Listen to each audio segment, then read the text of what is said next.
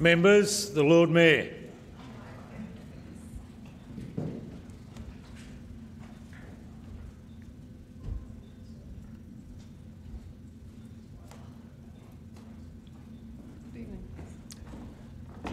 City of Adelaide Council meeting on Tuesday, 13 February 2024. The Lord Mayor is in the chair. This council meeting will be streamed live and recorded for publishing to the internet. Please note that an audio and visual recording is being taken of this meeting. This means that your presence at and any contribution you make to the meeting may be collected, used, disclosed or published publicly by the Council, including transferring outside Australia. Good evening. Council acknowledges that we're meeting on the traditional country of the Kaurna people of the Adelaide Plains and pays respect to elders past and present. We recognise and respect their cultural heritage, beliefs and relationship with the land. We acknowledge that they are of continuing importance to the Kaurna people living today, and we also extend that respect to other Aboriginal language groups and other First Nations people who are present with us today. The Council acknowledges the vision of Colonel William Light in determining the site of Adelaide and the design of the city with its 6 squares and surrounding belt of continuous parklands, which is recognised on the National Heritage List as one of the greatest examples of Australia's planning heritage. We pray for wisdom, courage, empathy, understanding and guidance in the decisions that we make while seeking and respecting the opinions of others. May we in this meeting speak honestly, listen attentively, think clearly and decide wisely for the good governance of the City of Adelaide and the well-being of those we serve. I now ask all those present to stand in silence in memory of those who gave their lives in defence of their country, at sea, on land and in the air.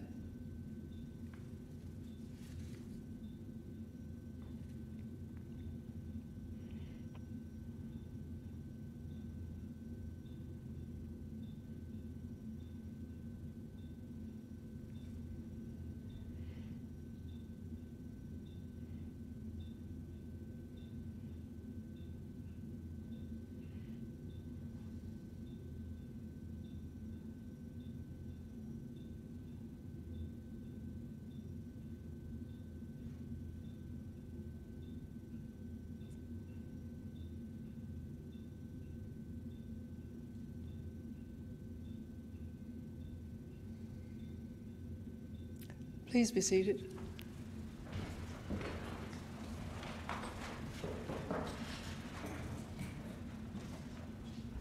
We have apologies from Councillor Ho and Councillor Lee, and I also note that Councillor Abrahimzadeh will be a little late, but will be attending shortly. Thank you.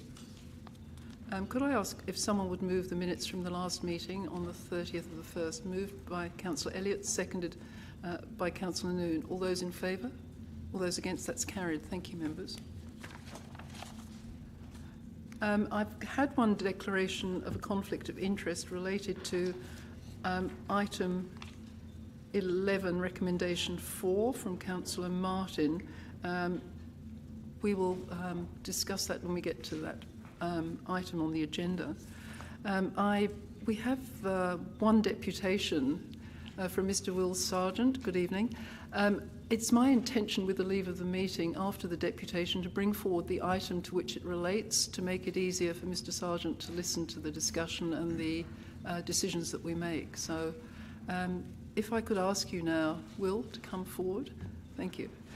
You have 5 minutes to speak to us, and you're going to discuss Bert Edwards, former councillor in Grey Ward and a member in State Parliament. Thank you, Jane. Thank you, City of Adelaide Council, for this opportunity to present a deputation regarding Albert Augustin Bert Edwards, King of the West End. Philanthropist, politician, publican. In 1888 to 1963, State Labor MP, 1917 to 31, Adelaide City Councillor. Excuse me, Mr. Sargent, can you please not take photographs?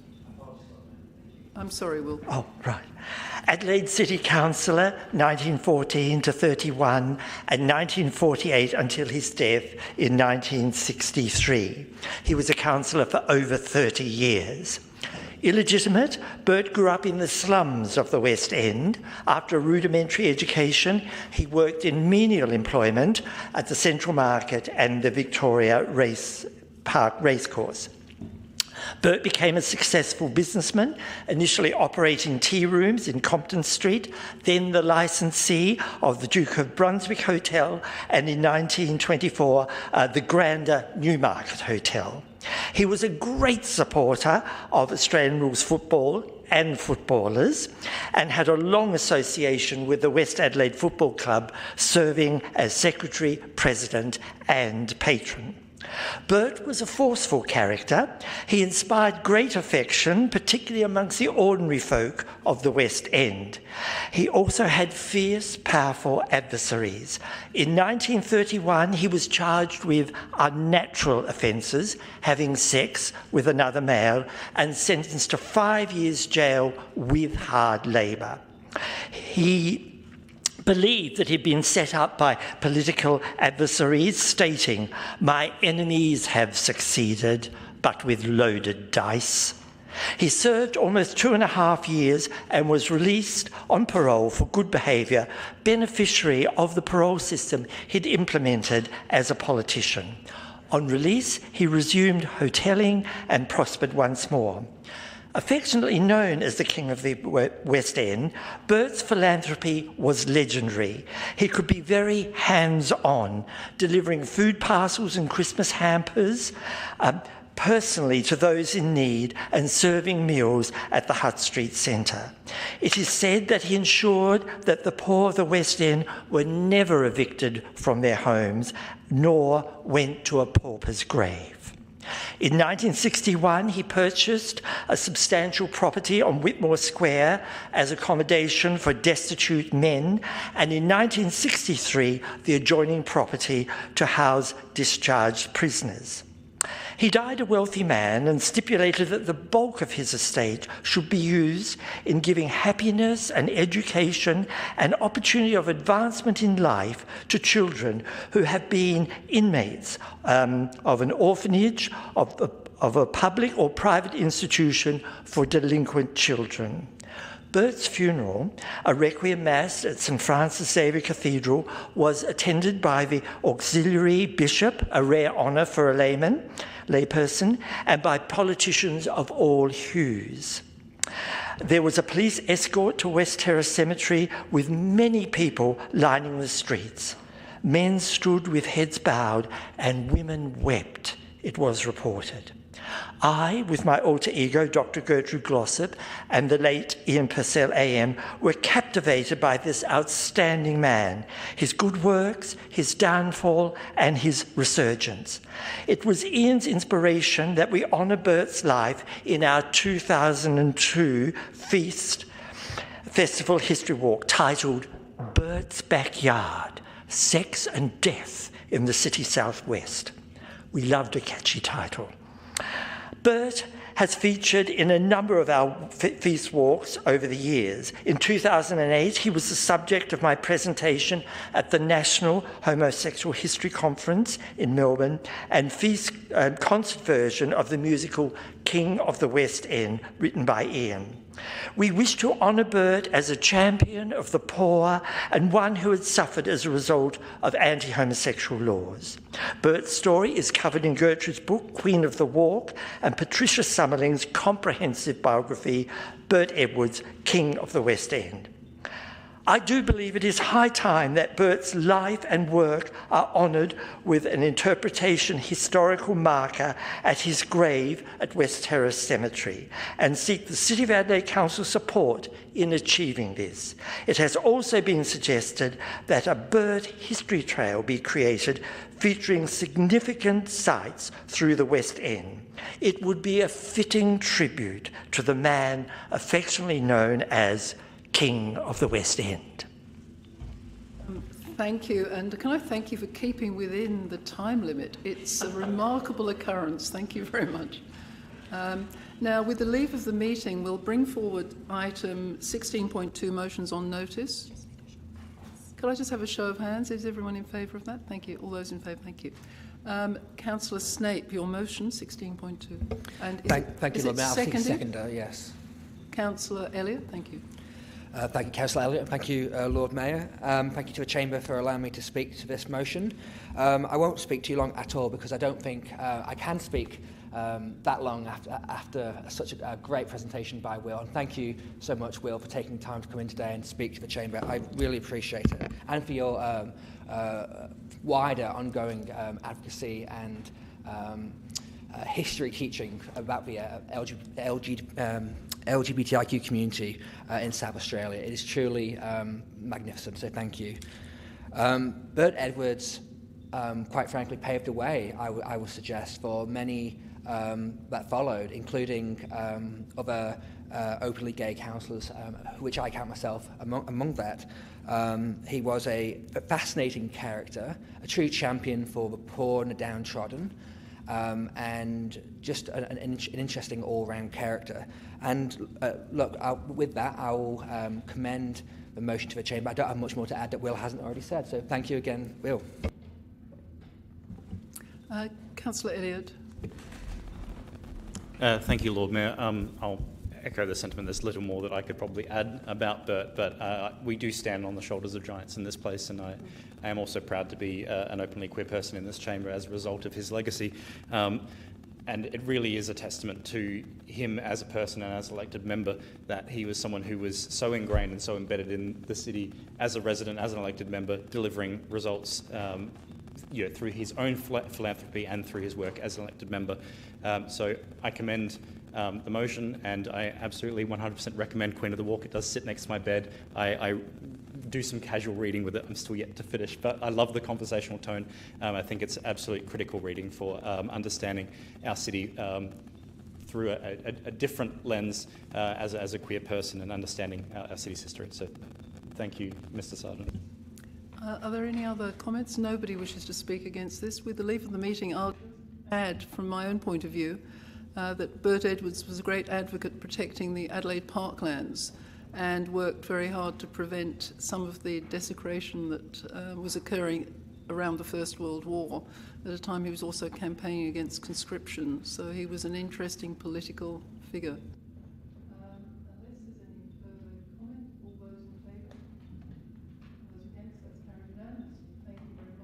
Thank you. We have no petitions. And now we'll move on to the substantive agenda. Item 11. And we need to take this in parts because of a conflict of interest declared by Councillor Martin related to the employment of his daughter. And that relates to part 4. So if there's no contradictory view, may we take all of the items 9.1, 9.2 and 9.3 plus 9.5 and 9.6? Lord Mayor. Councillor? Deputy Lord Mayor, I apologise. Could we pull out item 9.6 and vote on that separately as well, please? Thank you. 9.6, yes. So could I ask someone to move 1, 2, 3 and 5? Moved by Councillor Giles, seconded by Councillor Noon. All those in favour? All those against? That's carried on block. Thank you very much.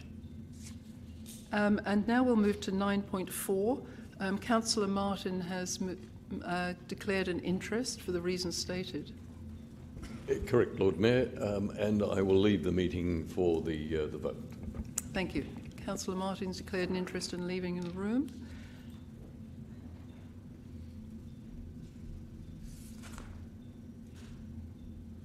Could I ask now that someone move for? Moved by Councillor Noon, seconded by Deputy Lord Mayor. All those in favour?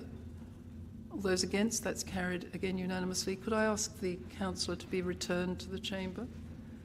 And 9.6. Could we just wait for the councillor to return? I would like to move this in a different way, but I would wanting to know whether it's allowable. To take your advice about that, 'cause I would like to move it in an amended form, and basically that council not approve the Adelaide Comets Football Club undertaking.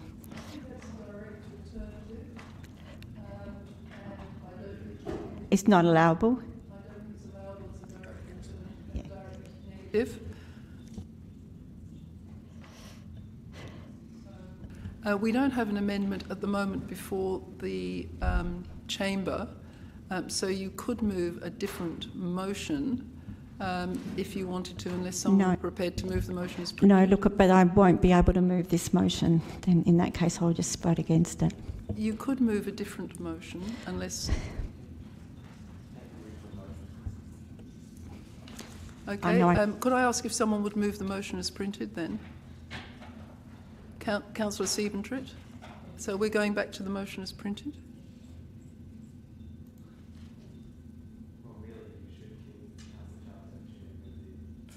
I gave the councillor the chance to move a motion because there wasn't one before the chamber. She declined that offer. So Councillor Siebentrit moved it. Is there anyone seconding? Councillor Kouros? Councillor Kouros seconded. So is there any debate now? Councillor Siebentrit? Lord Mayor, I'm happy to support this motion, but I think there are contents within here which would raise concern for some who are active and avid users of the parklands. I think particularly regarding this reference here to a permanent high fence around the main pitch. I think that would raise concerns. The only reason I'm willing to support this is because it does refer to double gates without locks, so that the general public is able to access this. If it wasn't for those words, I'd be very reluctant to support it, but given that it is going to be open outside of when it's being used, that's the reason I'll be supporting it. So there was considerable debate in Catatilla, which was attended by some members of council, so there was discussion about this. You moved several amendments, Deputy Lord Mayor. Okay, Councillor Giles. Yeah, I'd like to speak against this motion for the reason that two reasons. One of them is that we are setting a precedent that could apply for a range of sports in our parklands, and the other reason is that I think we need to be very clear that we've said for some time now that we do not want additional built form on our parklands. I think the South Australian Cricket Association started the precedent when I really think about it, and there's a whole lot of barely accessible parklands in the west of the city. This would create another circumstances, not because the soccer club can actually not go... Well, sorry, I'm assuming that the Comets already play in the Premier League and they have an alternative venue.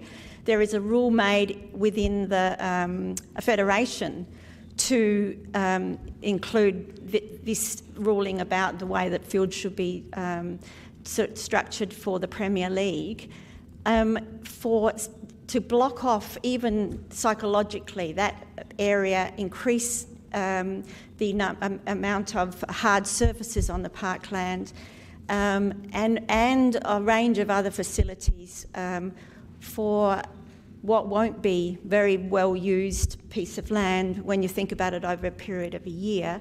I think that the Comets need to go back and have a think about the fact that they are on public land, they are on public property, public community parklands, and there needs to be another way for them to deal with this issue without denying access for people to walk freely across a park without having to go around the fence. So can I just clarify, are you foreshadowing that if this is lost, you will move a different motion? Okay.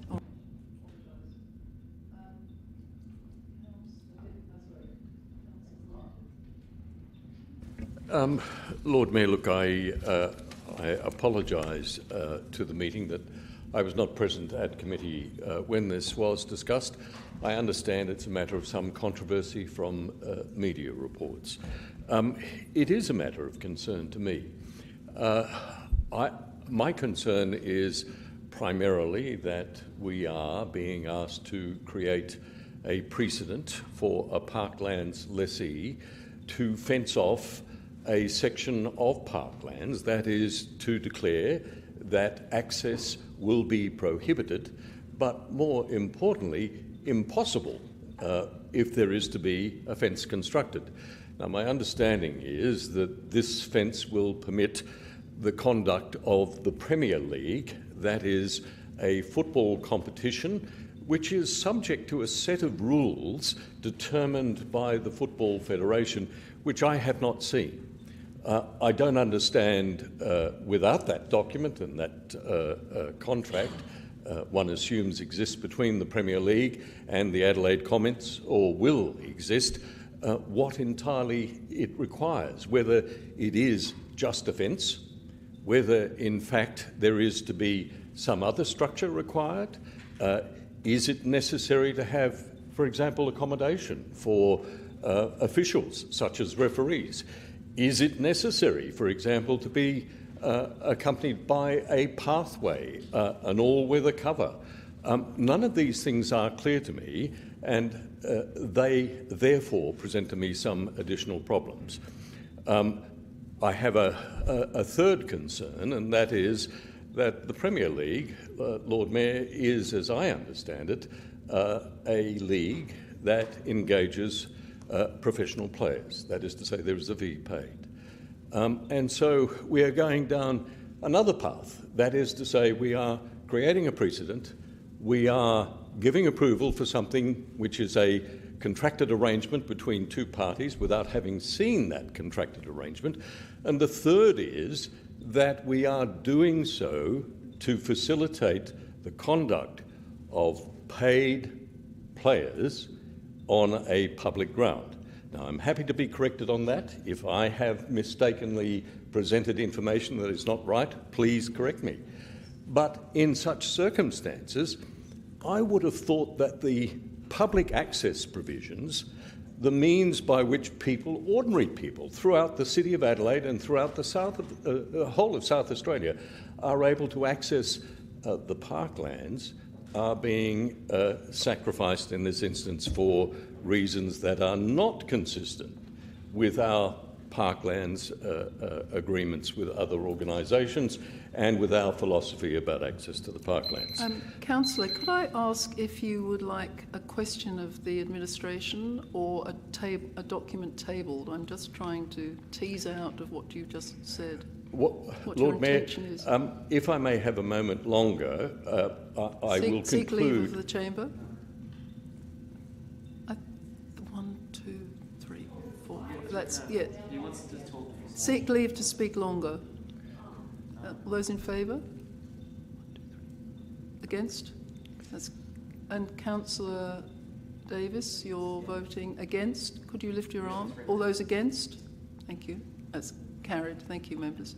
I thank the councillors for their vote of confidence. What I would suggest... It's a vote of extension. Councillor Davis, please do not engage in conversation. There must be a section of the Local Government Act that covers such interjections, Lord Mayor. Please, I warn you, we have various sections of the Act to reprimand you if you keep speaking to other members in that way.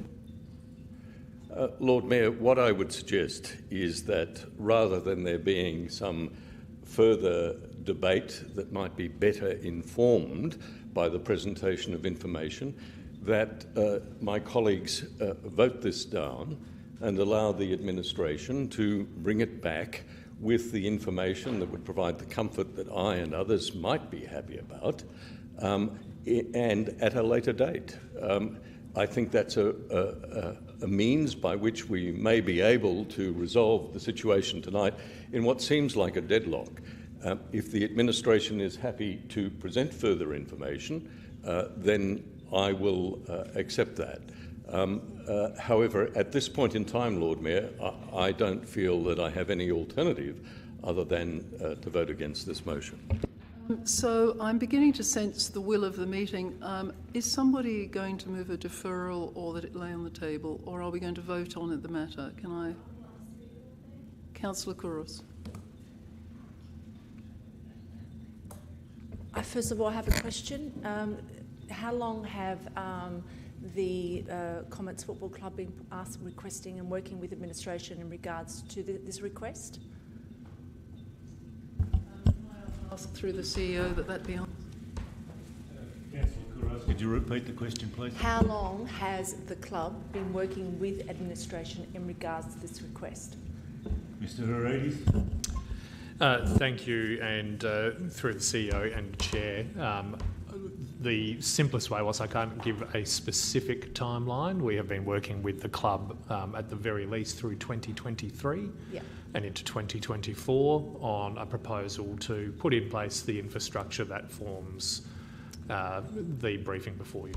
And from my understanding, though, it's been a lot longer than that, because I think they have been coming back to administration several times in regards to their request. Councillor, we can only give you the answers that we have available. You might not like the answers, but that's I'm not saying that I don't like that. He's correct that it was a formal request at that time, but they have been working with administration a lot longer than that. Second to that, is this costing the council? Oh, I can see from the report that it's not costing the council any money for them to implement this. So this is funded primarily by the state government, correct? Is that correct? I believe that the club has contributed some funds, but I'm not sure of the exact split. Through the Lord Mayor, the project before the council meeting tonight would be fully funded by a state government grant that's been provided to the club. Right. I apologise. Okay, so it's fully funded by the state government, which, okay, great.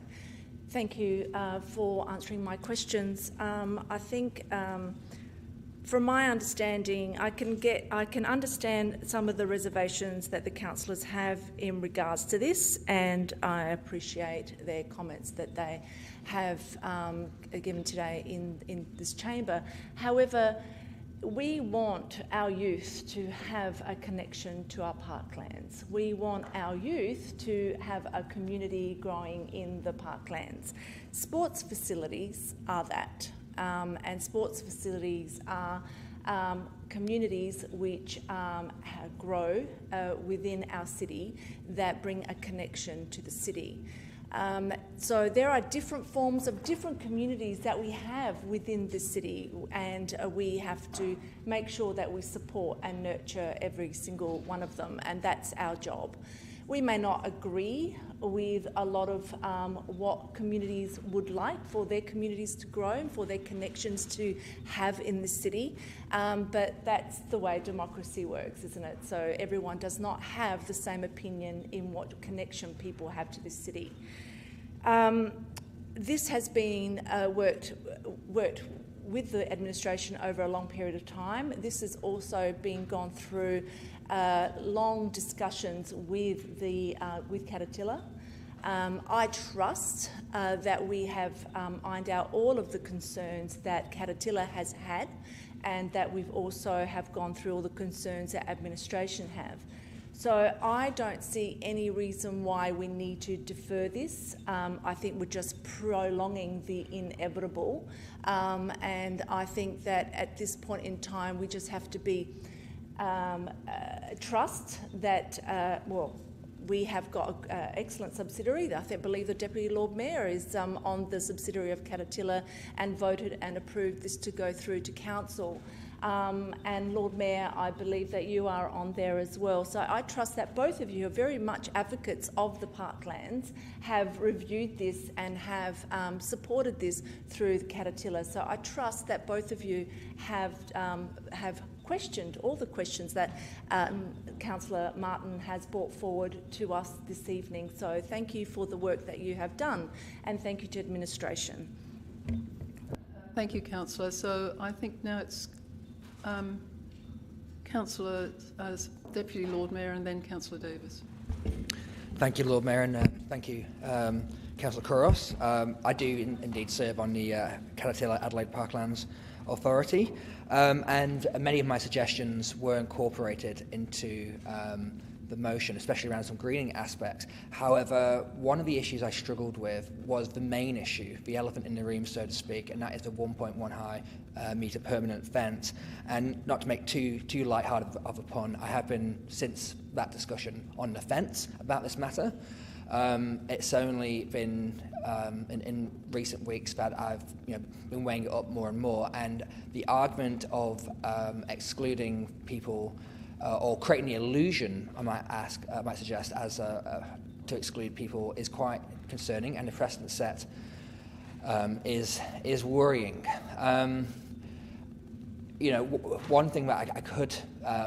I know it won't satisfy the rules of the Premier League. That's why I'm not. There's no point making a serious suggestion. But if it were two sets of temporary fences, or as one of my colleagues has suggested, a bespoke removable fence, inner removable fence, that could satisfy my concerns. But alas, I know that will not satisfy the Premier League, and therefore there is in effect no compromise that can be made.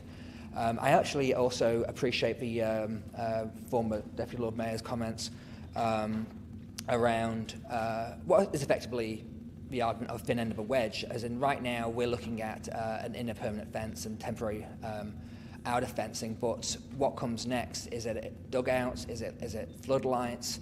And that's not to say what is currently written, but the Premier League can mandate what needs to happen in a future date, and we would have to either then turf the comments out after having already given the go-ahead for this fencing, turf them out if we weren't willing to then take the next step of lighting or what have you. So it is a thin end of a wedge argument to make. I won't be supporting the motion. I will be voting it down, and I do encourage my fellow elected members to do the same.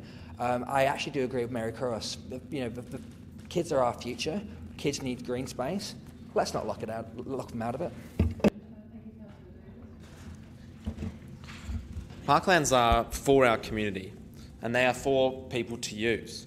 It seems to me that sporting clubs in particular are constantly under attack by this council, whether it's refusing to consider any kind of financial aid they may need, or approvals that they're seeking to expand their communities.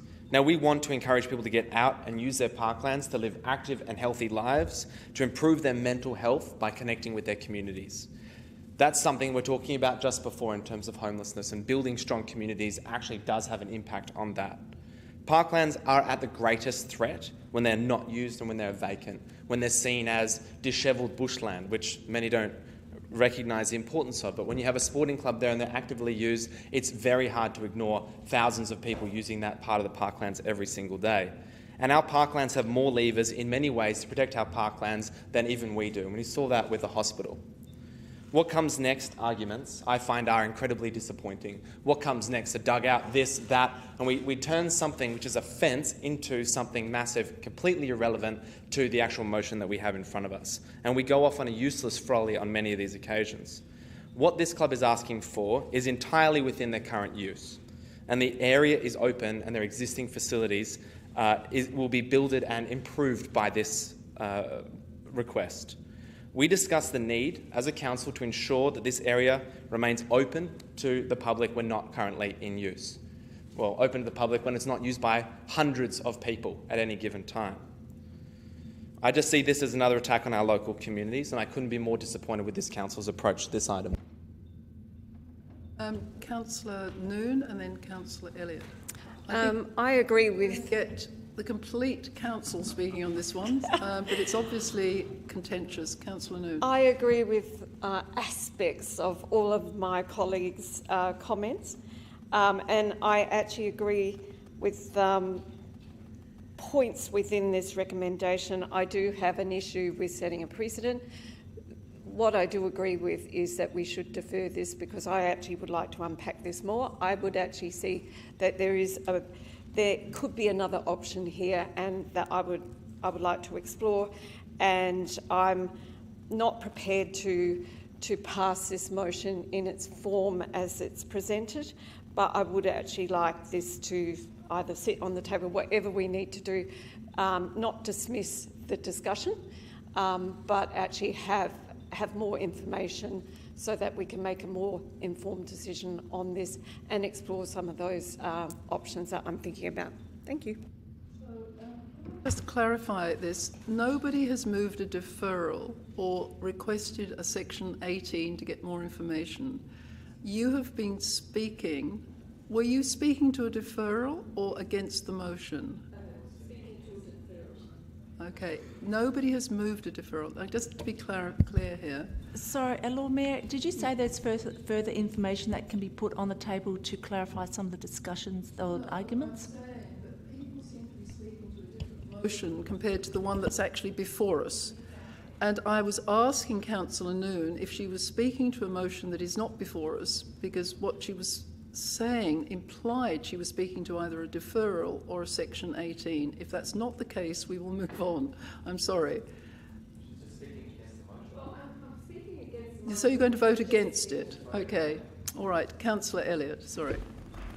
Thank you. It does seem that there's a rather interesting split of discussions on this matter, but we have previously in this chamber made commitments to upgrade our sporting facilities, and what we're seeing is a consistent pushback on the overreach or the over-asking of some clubs about the scale of the redevelopment of their facilities, which I think is entirely inconsistent with the community land management plans that we've adopted collectively for the different parks, asserting the reason for which the parklands are held is open, free and publicly accessible parkland space. And a parkland does stop becoming a parkland at a certain point if it's covered in grandstands. There are issues around the fence, but it really isn't just about the fence. It's not even really just about the symbology of the fence. It's about the increasing community concern about the alienation and the commercialisation of the parklands in this almost relentless pursuit of activation of the parklands. Apparently, if it's a natural space, it's worthless and it has to have something in it. Apparently, every wetlands has to have a kiosk in it so people can go buy a coffee to chuck their cup back into the water. It's not worth having a park unless dogs can run around and crap everywhere. Sports are absolutely important. It's shaped the use of the parklands from day one. But sports are not necessarily grandstands, and I think the concern around this is actually about the fact that there's an external body that's not even based in South Australia dictating the shape and form of what our parklands will look like under this proposal. And I think that's an entirely valid community concern. It's a concern shared by many people in this chamber. I think it's been quite validly raised concerns around the fact that this seems to be about supporting professional sport. Absolutely, I'm not a sports person, but I support people engaging in sport. I don't yuck other people's yum. Go for it. However, if it is about using a community asset, community space, managed by a community land management plan to support professional sporting activities, that does start to bring into question whether this is consistent with the reason that the parklands are held and the reason that those facilities are provided in the first place. So I think it is worth turning a really considered eye to those concerns, deferring this to a further committee meeting. And Lord Mayor, I will move that this matter be deferred to a later meeting of the Community and City Services meeting, and I'll take the advice from administration as the most appropriate time frame for that to occur. Second you now, is there? There's only one person who could second a deferral, that's Councillor Abrahimzadeh. I was leading you quite strongly from the chair and nobody took up that offer. I'm sorry, you don't have a second. I'm sorry, I was later in the speaking list to be able to take that hint, Lord Mayor. Lord Mayor, can we have clarification in regards to the comment that Councillor Elliott made about it being an external organisation, not from South Australia? I'll just confirm that I've also finished my...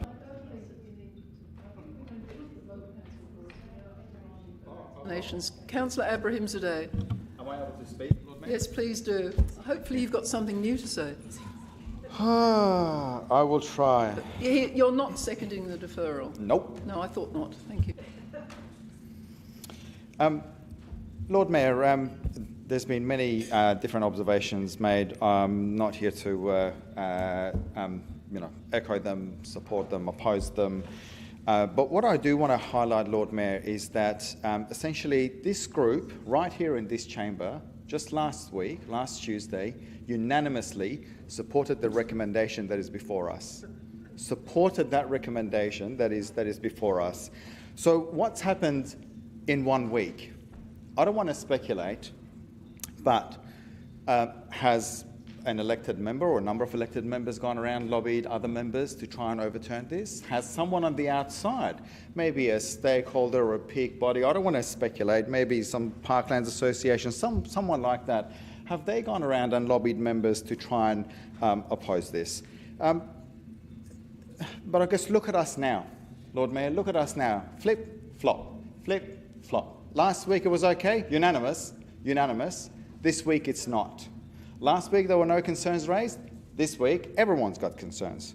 And you know what? If this does not get through tonight, Lord Mayor, I'm afraid this council will become the laughing stock of this city and of this state. And this just gives the Premier and state government another reason to maybe down the track come and change the Parklands Act and take away the control of the parklands. I don't want to speculate, but you look at our, well, Lord Mayor, look at our debate tonight and look at our debate last week. Members, support this before state government intervenes.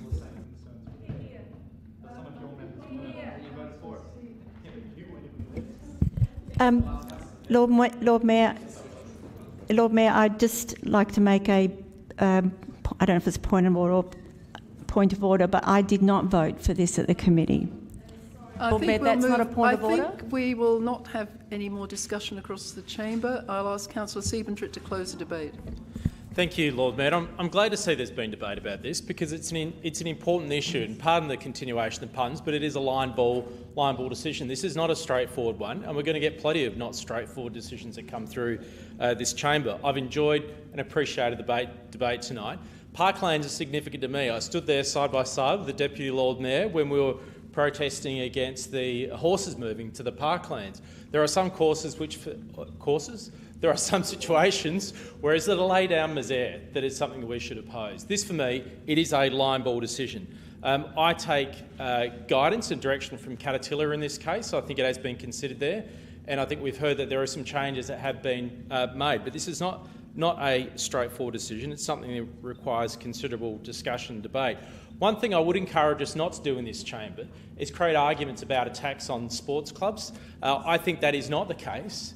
This is very clear an important decision being made about the future use of the parklands, and let's not get distracted on other discussions, because I agree that sporting clubs are an important part of the fabric of our community. But let's not make it about some debate that isn't the focus of this paper. Let's make it about looking at the facts that are presented here in front of us, and that's why we're going and supporting it this evening.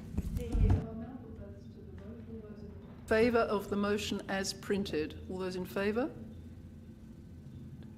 All those against?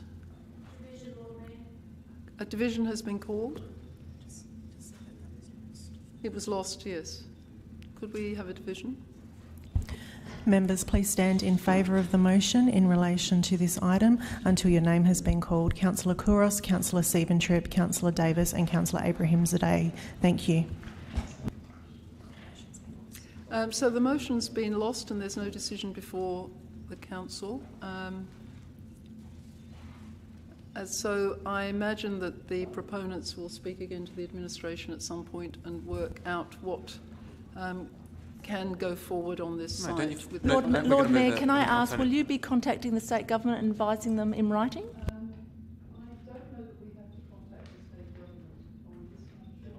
Are we going to be advising the club that we're not doing anything, or what?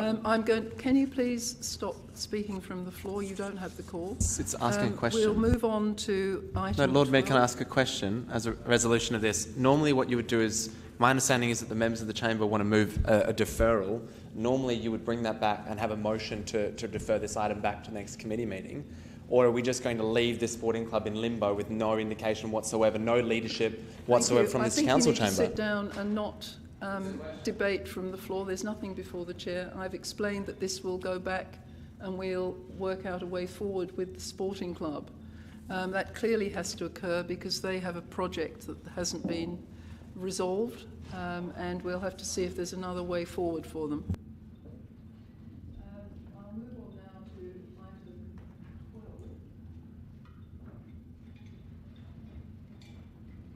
There are a whole range of incentives and some discussion about adaptive reuse and three items. I don't know if anybody would like these on block or would we like to take them individually.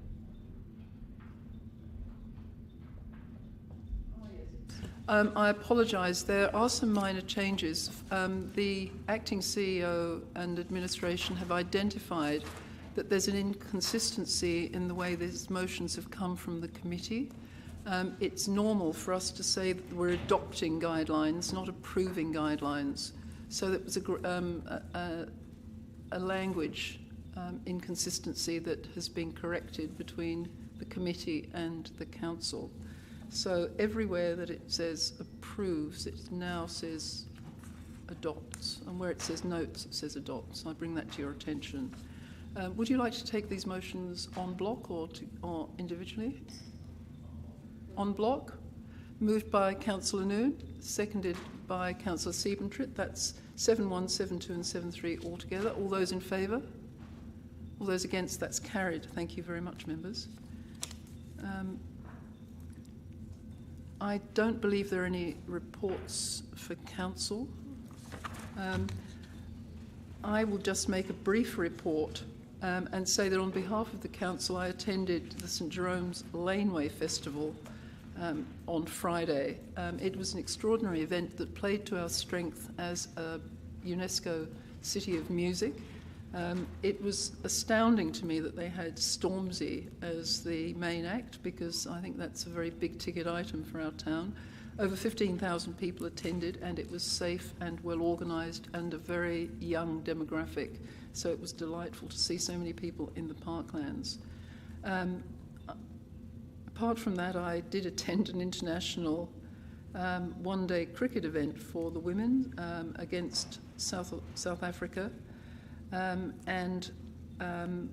We have begun the Lunar New Year celebrations already with some artwork in Moonta Street. I recommend that members who haven't been to Moonta Street wander along there and have a photograph with the artwork. There are several holes that you pop your head through, and you can put it on Instagram or Facebook. I recommend you do that. It's quite fun.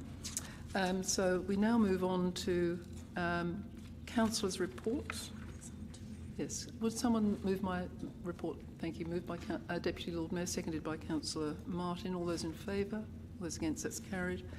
Any other councillors' reports? Councillor Noon. I just want to say last Friday, actually the Lord Mayor and I think we were the only two there, were at the opening of the Flinders University precinct, I guess, or what they're doing, or their campus actually. They have actually had representation in the city for some time, but not to this extent, and this is going to bring thousands of people into the city, and it was just a fantastic opening, and it was a really positive occasion actually for the city. Deputy Lord Mayor.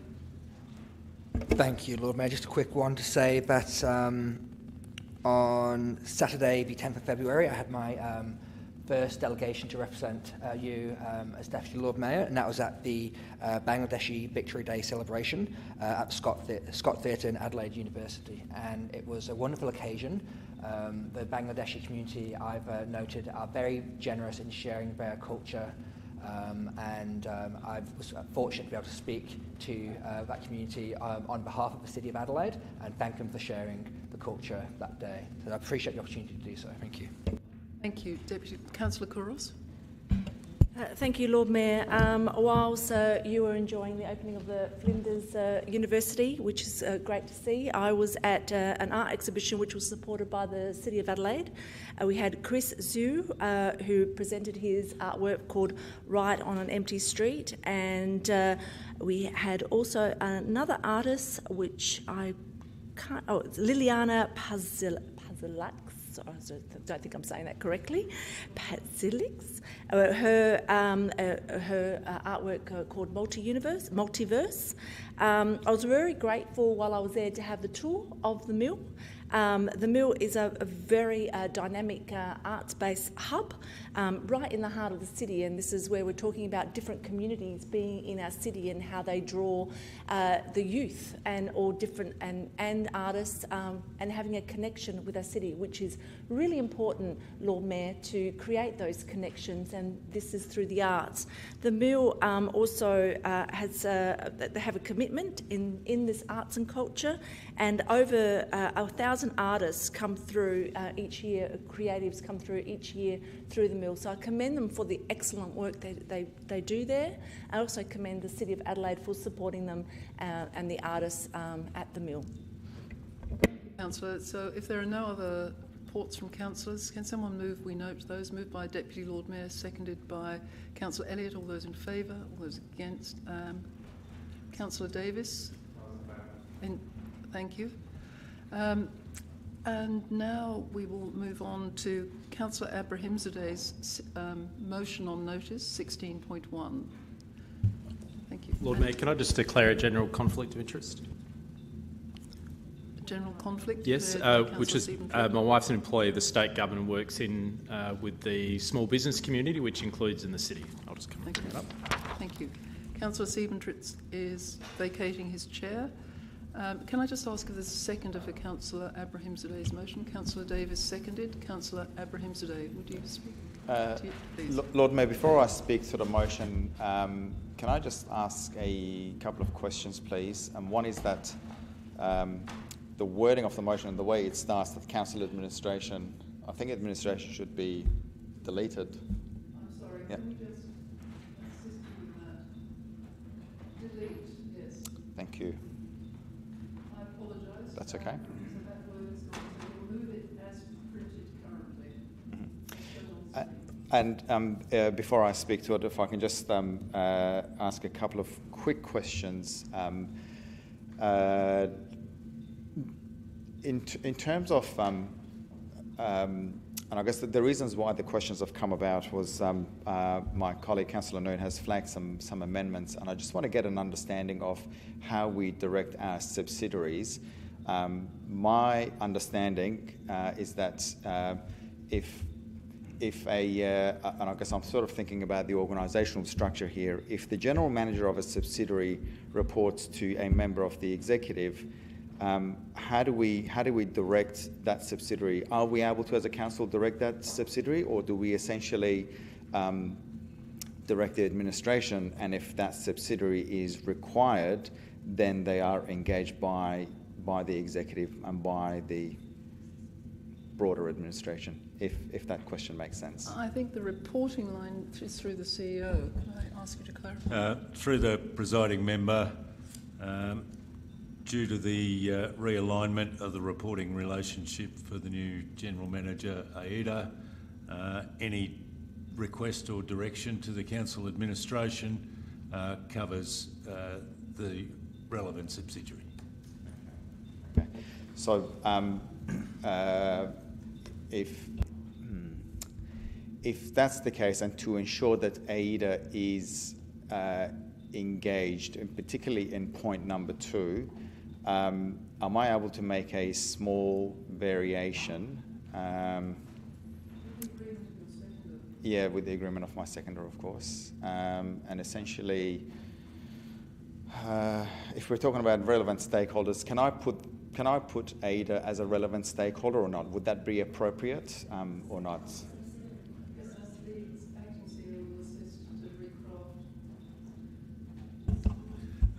Through the presiding member, could I suggest the wording that would work for your motion: after acting council CEO, supported by AIDA administration, would do the trick? Okay. I'm sorry? Councillor Davis, I think you've agreed to that, haven't you? Yes, he has. The only other, can I make another suggestion? The March to April. That's right. Thank you. Thank you for flagging that with me. Given the administration comment, are we able to change the date from March to April as well? Thank you. Thanks for a reminder. With the leave of your seconder? It was my idea. May. You can have a credit? May? Sure. Yeah. I think we've got a bid here for May. Sorry? May. You want to push it out to May? Yes. Oh, give April a go. We'll forgive you. May? I'm happy to. I'm happy to. That's fine. Let's go with May. Thank you. Seconder happy with May? Thank you. Maybe. Councillor Abrahams today. Thank you, Lord Mayor. Lord Mayor, I actually wanted to bring this motion to this chamber a lot earlier, and I actually thought about calling a special meeting, particularly after, I believe it was right before Christmas time, that we heard through a number of media reports. There were, if I remember correctly, 4 separate businesses in the West End precinct, either on Hindley Street or just off Hindley Street, that had essentially shut their doors. Now, we know ever since COVID,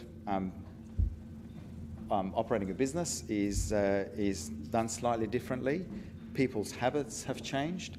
The way businesses conduct business has changed. The way we socialise, that has changed. So, given all of those things, I think there would certainly be some businesses that would essentially face certain challenges.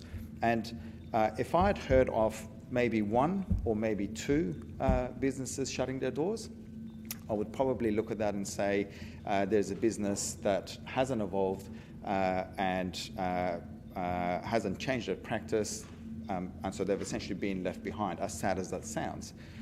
But given the number of businesses and what's essentially really forced me to bring this into the chamber is we heard of a 5th business, and that's quite a prominent business. That's Red Square on Hindley Street.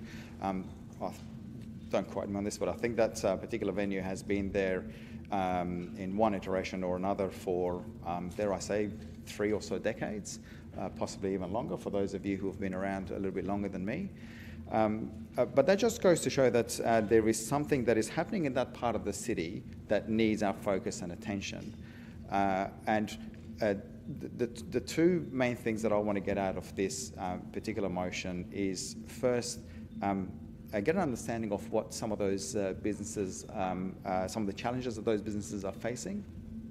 I want to get feedback from some of these peak bodies and try and get an understanding of an industry, but also of state government. We've got consumer and business services. Now, they play a key role in managing liquor licences, and from a number of traders in that precinct, I've been advised that liquor licensing fees and I guess obtaining a liquor licence can sometimes be quite a lengthy process.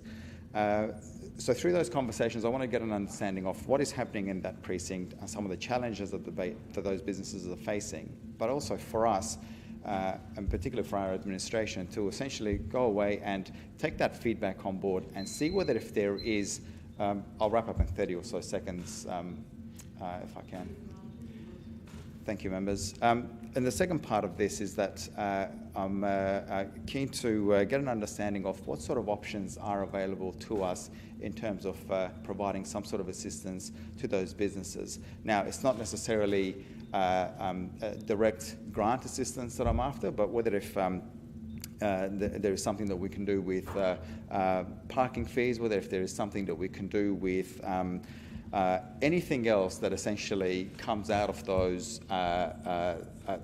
that forum and the challenges that those businesses raise with us. I don't necessarily want to sit here and guess what it is that's an issue, but I guess that forum will hopefully inform our decision and any sort of assistance that this council provides, should it choose to. And now you've foreshadowed Councillor Noon had an amendment. Would you? I would like to have some procedural advice because I put up an amendment. I do. Can I speak to this? You need a second.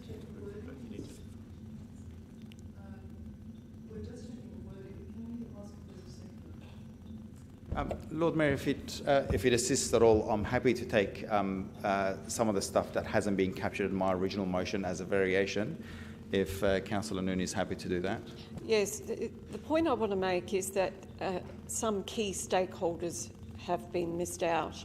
I mean, when we're talking about especially the letter that the Lord Mayor has received and also the Premier around the 12 businesses that have closed in the Hindley Street area. a lot of that is out of our hands. It's got to do with lock-in rules and all sorts of things. So not to have SAPOL at the table would be to our detriment. I actually think that I have actually changed my amendment a bit later today, and I did actually want to have more a facilitated forum, so not just the Lord Mayor and the acting CEO and now AIDA to meet with these people, but to have a round table that has all the relevant stakeholders in the room, all the people that are going to be impacted. I don't want this just to be about Hindley Street. This is about the nighttime economy. That's why it was important to bring AIDA into the picture, because it wasn't in the original motion, and because they actually do a regular report on the nighttime economy. I did not think that this was a very small job, so there's no way there was going to be a report by the end of March. But even the May is being ambitious, so I was thinking by the end of this fin year. I'm not sure who should be collating that report, but it can be a report that is worked on by the administration of AIDA and perhaps the City of Adelaide, the council. Look, if we actually just say, you know, the changes, yes, this has all come about because of COVID and there's going to be casualties out of COVID, but I was interested because today I actually was involved with the Small and Family Business Leadership Forum, and I sat next to, it's not Business SA anymore, it's actually now referred to as South Australian Chamber, and also the person on my right was actually the executive from Music SA. And she gave me an interesting stat that said from the APRA-AMCOS, which is the lead representative body of live music scene. And in 2023, it was something like 13,000 small live venues disappeared across Australia. But what was interesting is that there was a shift, because overall the live music industry, for example, recorded record revenues, festivals seeing revenues increase by 400%. So there's been behavioural changes here. And I read an article yesterday about young people, can I just continue? The young generation, they would prefer to actually go to the gym than go to a bar at night. So the behaviours have changed that have affected these particular venues. So to get all these people in the room listening to everybody's point of view, all the parties that are going to be, who are going to be leaders and have these stats and this data for us to make more, or to understand the environment that now we're working with, is, I think, essential. So I think that my amendment sort of covers all of that. But there was also a suggestion that not only ourselves and AIDA lead this discussion, but also the state government, because the state government, a lot of the decisions and legislative decisions come under the state government. Thank you. So can we just move forward here, because I have the impression that Councillor Abrahimzadeh is prepared to vary his motion and that Councillor Davis is very cooperative as well. Always, and it will be good if we could find a landing that included everyone's wishes. It seems to me the key difference for part 2 is that there are all relevant stakeholders, and one could actually just vary Councillor Abrahimzadeh's motion to include all relevant stakeholders, and he may be happy to vary it to the end of the financial year. There seem to be the two key differences. A round table. So, can I just go back to Councillor Abrahimzadeh? So, can we just? Would you be happy if we just go back to the? Oh, she's gone. Sorry.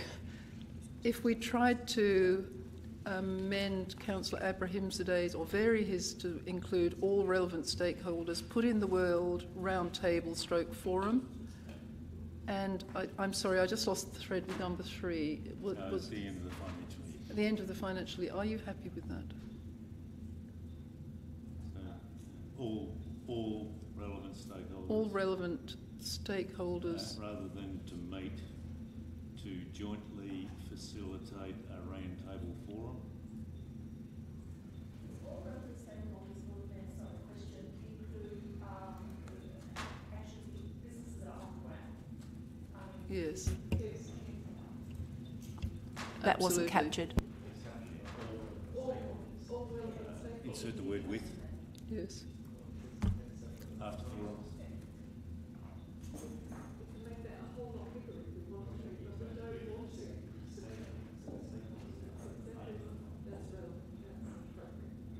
And in 3 by the end of the financial year. Councillor Abrahimzadeh, do you think we've got close to your views? The only question I've got here is, if we're talking about end of financial year, if we are going to explore some sort of assistance, do we not need to know that before the end of financial year?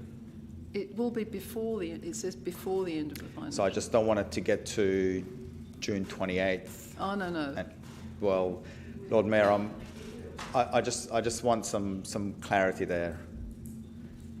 That's why I was happy with the end of May.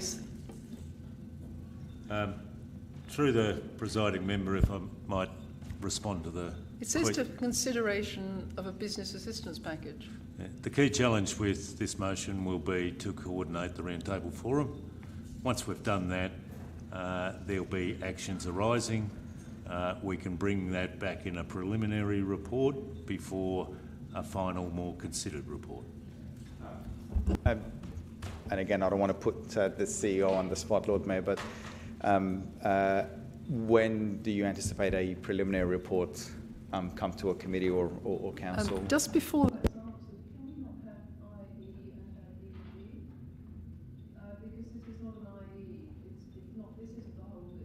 I'm sorry, it would be in the spirit of Councillor Noon to have EG rather than IE. It's so that SA chamber. If we're saying all relevant stakeholders, you don't necessarily need to spell it out. So shall we take out the whole list? Yeah, happy to take everything out. Take out the whole list? Yeah. There you are. I think we're getting closer. And we've got before the package, I think the intent, and we have the commitment from the acting CEO that this will be put into the mix before the end of before the budget's finalised. Lord Mayor, in the spirit of collaboration, I'm happy with that. Thank you. And your seconder is happy? Very happy and most cooperative. And Councillor Noon, I want to thank you for bringing this to our attention and sorting it all out. I think we've made a landing. Do you need to speak, Councillor Davis? Oh dear, what a pity. Oh dear, what a pity. Look, we all bring a unique perspective to this chamber, and as the second youngest and single member of this chamber, I'm concerned very much about our city's nightlife, and I've certainly seen a decline in recent years. As you all know, I'm quite the cocktail connoisseur, but a 7% downturn in our city's nightlife, particularly with a growing population, is actually quite a significant gap, I think, when you consider it in real terms. So we all want to see a vibrant Adelaide. We actually have a considerably younger population in the city compared to the state average by some 10 years. And many people move into the city for that nightlife and for their ability to have a good time, I suppose. And they also stay longer, I think, and extend their stays in the city and spend more money. So if we want to attract 50,000 people into the city's nightlife is an incredibly important part of that strategy, and it's something that we as a council have the opportunity to curate. So what has changed? Is it just COVID, or is it the fact that people in our communities are actually changing their preferences? Are people wanting to go out less? Are they changing the type of bars that they're going to? Are they wanting to spend less time at clubs and more time at pubs, or do they want to go to the gym? I certainly love going to the gym as well. And I think that that's something that's really important for us to understand, because those types of precincts, particularly when we're spending... Councillor Davis, I hate to interrupt you. May I just make a request? I'm almost finished. I know. Would you just sit down for a second? It's been drawn to my attention that Councillor Siebentrit is still in the room. Is that your intention? Jen. Okay. I'm sorry. the room. I apologise. Sorry, Councillor Davis. I just wanted to protect everyone's status. Please carry on. And I also think that it's... Oh, it's very kind. And I also do think, Lee, this will actually, if we have continued vacancies within the city, and we aren't able to, I suppose, forecast or understand those change of preferences of people who visit our nightlife and understand that from a council point of view, our council rates will drop because the values of those properties and the rental return may also decrease as well. So it actually has an impact on our budget bottom line. So is this something that we can do, or is Adelaide's nightlife completely dead, or is it dying? So I suppose this report will uncover that, and I thank Councillor Abrahimzadeh for bringing the motion to the chamber. Do you wish to have an alternate view, Councillor Giles? You have an alternate view? I wish to speak to the motion. Look, I'm speaking to this motion because I think it's a good motion to have a look at this at the moment. But I wanted to counsel that this is a far more complex issue than around some venues closing. The night economy that was work that AID has been doing is really important. We need to differentiate between nightclubs and live music and the impact of music and what is the music preference and the way people consume music now compared to in the past. I sit on the board of the Adelaide City of Music, and I know that we were concerned with the article that appeared in Daily because it linked the closing of venues to whether or not we're a city of music, and yet there are many things outside of venues on Hindley Street that are actually creating a city for music. I went to have a talk with Joe Hay from the City of Music administration this morning about this question, and he was saying that what he said was that there's that there is a crisis and the solution is cultural, both in attracting people back to Adelaide nightlife and internal corporate culture that enables and creates an environment that empowers those who know how and want to do something about the issue. It's not letting go of the reins, it's relaxing and realising that government shapes culture through its own cultures, laws and regulations. In fact, the City of Music board is happy to help with this issue and should be included, I think, as part of this discussion. And a stakeholder meeting is crucial, but it should also involve the people in the music industry, in the live venue industry, which is different from some of the places that have closed down most recently, which are not live music venues, they're actually clubs, which is a whole different area. And what Joe was saying to me was that how do we have a sustainable and exciting 24-hour economy? It's not all wild parties, but activities and services for people post-night out and infrastructure to bring people in and take people home again. It's also better understanding of what's going on, who is and who isn't going out, why, and the levers we hold to help. So it's a really good analysis that we need to have a good, deep look at this question. And for me, it's also a look at the question of what is happening in the west of our city. Look, and I'm going to bang on about this all year, I think, because the west of the city is an area that we haven't put enough focus on as a council, that I think we need to start really looking at what is the culture of the whole west of our city, what's it going to look like in the future, how we're going to make it a vibrant and wonderful place to be, and that includes having a really healthy nightlife. So, actually, I just finished, so how about that? And then I think we might get to put this to the vote because we've all decided how we're going to vote. I think Councillor Kouros. Thank you, Lord Mayor. There have been many roundtable discussions last term of council, and I believe a motion was passed in which this was incorporated in the report.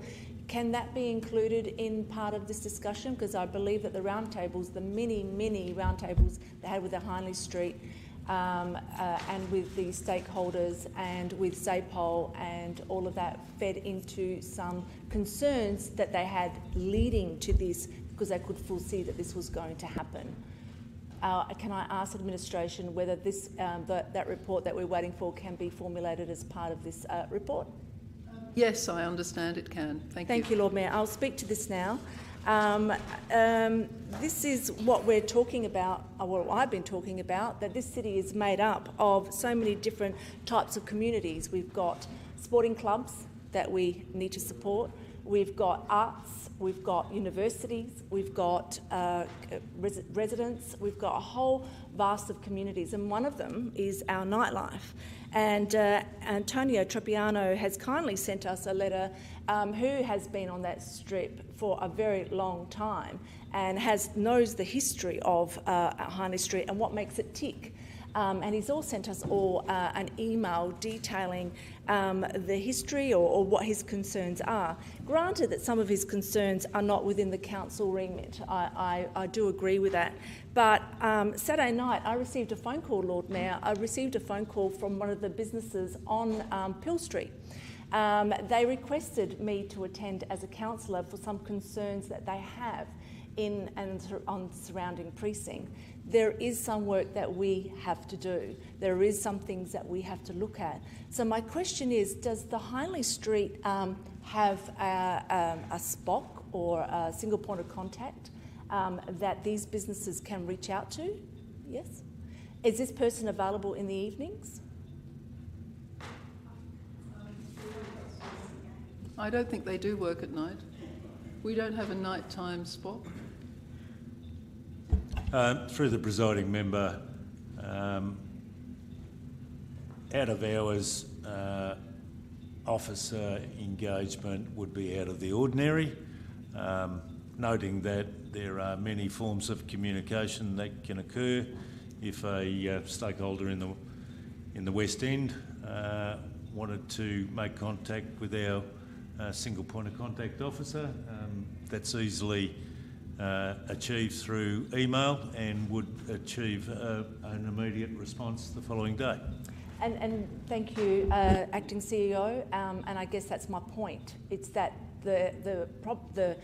any concerns that a trader would have on Hindley Street or in and around that precinct mainly happens in the evening.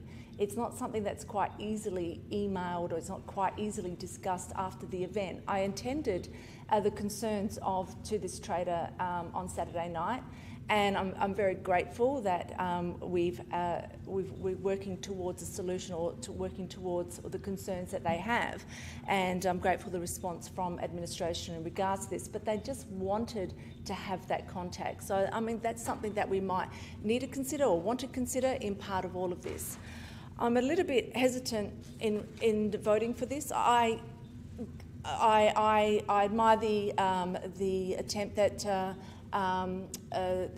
Councillor Abrahimzadeh has. We have to do something. So I guess I will vote for it in an attempt to say that we have to do something. And we can invite as many stakeholders. We can invite, SA Chamber of Business, we can invite AHA, we can invite them all and have those conversations, which we regularly do anyway.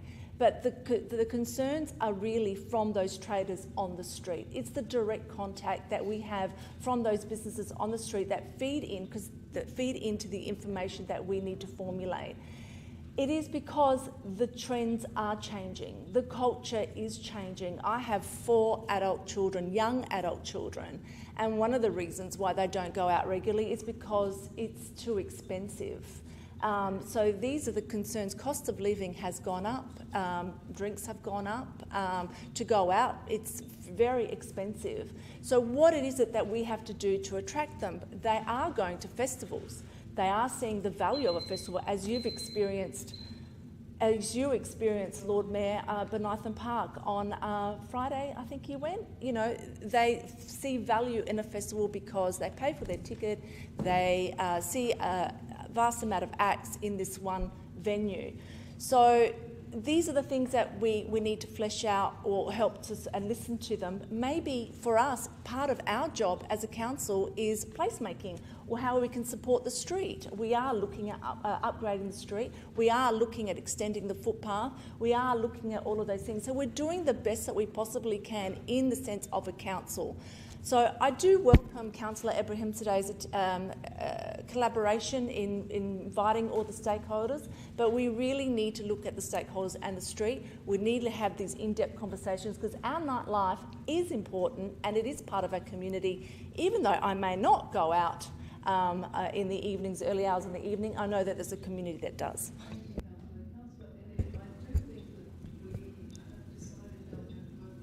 Thank you, Lord Mayor, but I do have a question just to clarify a point that was raised, which I really appreciate Councillor Couros mentioning a previous report, and it was foreshadowed that that was conducted before the advent of COVID, and I'd just like to know where that got to, if it had recommendations that were made to address some of these issues, whether they were implemented, and if not, why not? That's part of the report. I think that is going to be part of the report because we don't have access to that material now. Thank you. Thank you, Councillor. Councillor Martin, did you have a question? No, Lord Mayor, thank you.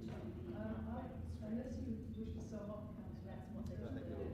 all those in favour of the varied motion, all those in favour, all those against, that's carried unanimously. Thank you. We'll move on now to motions without notice.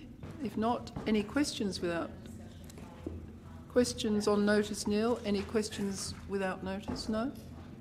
Councillor Ibrahimzadeh, question? Question without notice. Yes, Lord Mayor. I'm just following up a... I can't listen to the councillor when you're speaking across the chamber. Sorry, councillor. Thank you, Lord Mayor.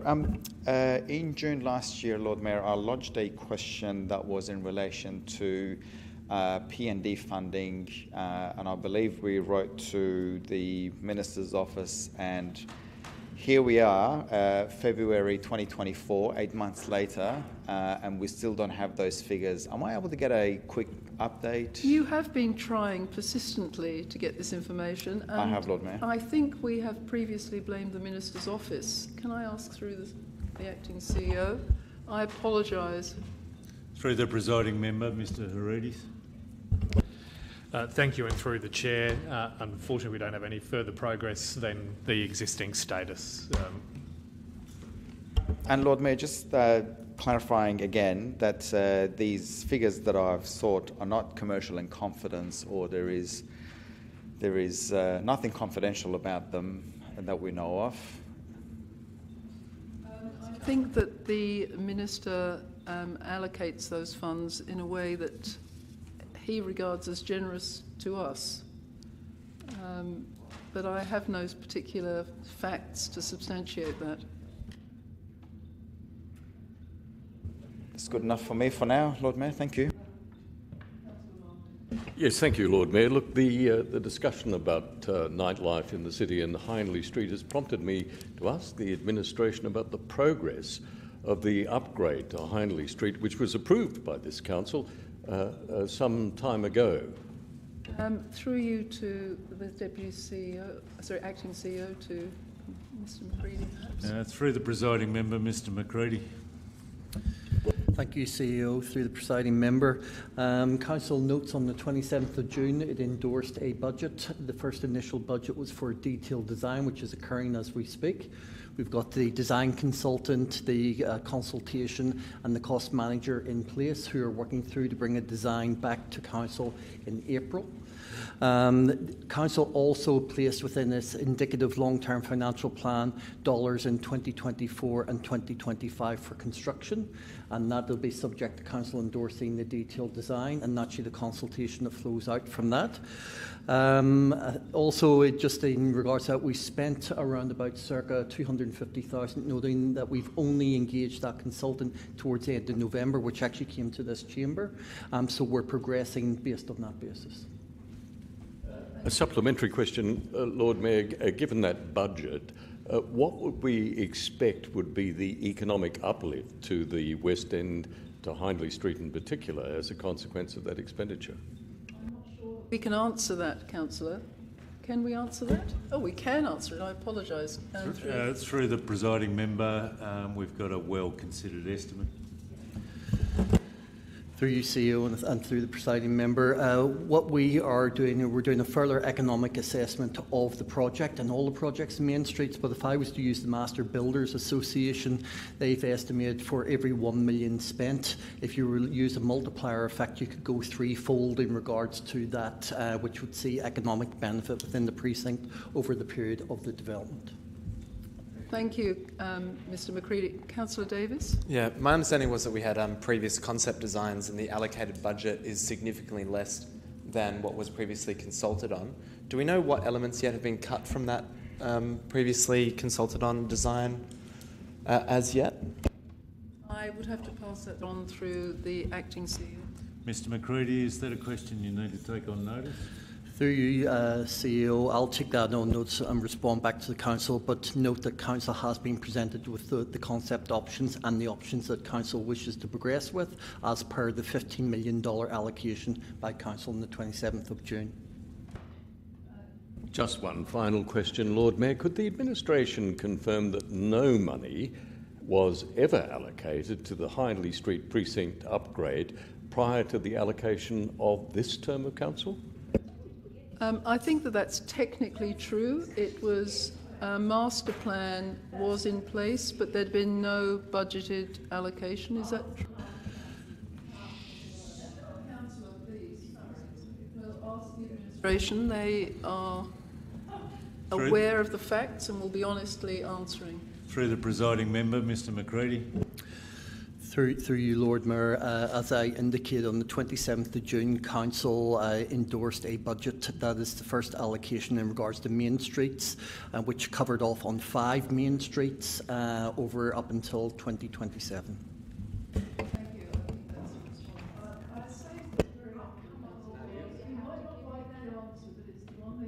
Get.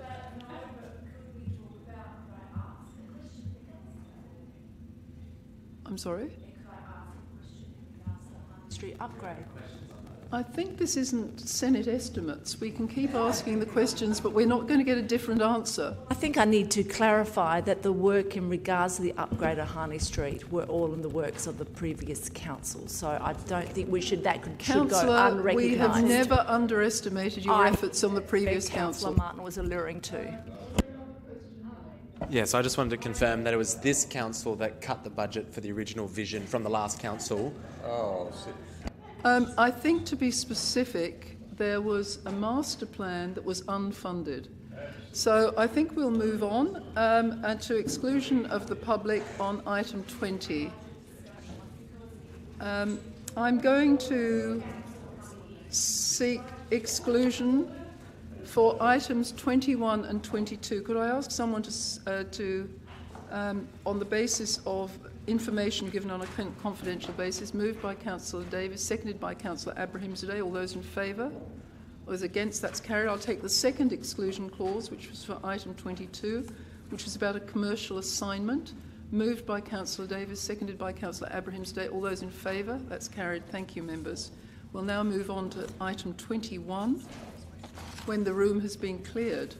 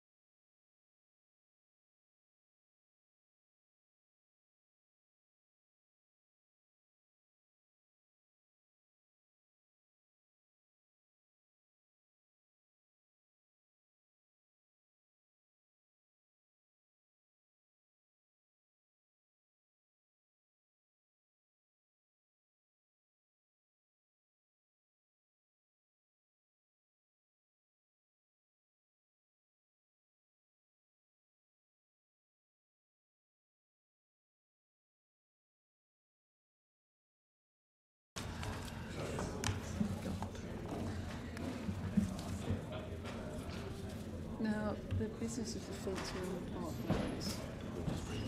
Just bring it back.